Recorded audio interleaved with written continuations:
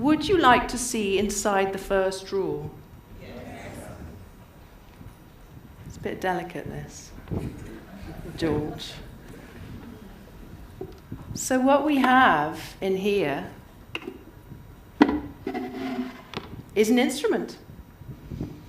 Because as you've just been hearing, the voice is the most amazing instrument. It's magnificent. And how often do you think about how yours works? Because like this little guitar, it has a string and it has a hitter. Where's the string of your voice? Should we put a hand on it? Here, give it a shake, so your larynx. Can everybody do that for me? And then the hitter is the air.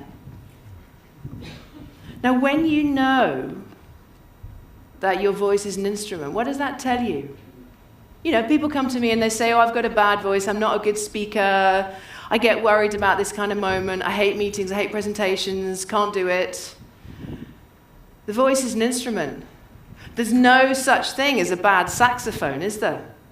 Because when we hear a great saxophonist, and he's probably somewhere down here, what we know is that they've practiced a lot.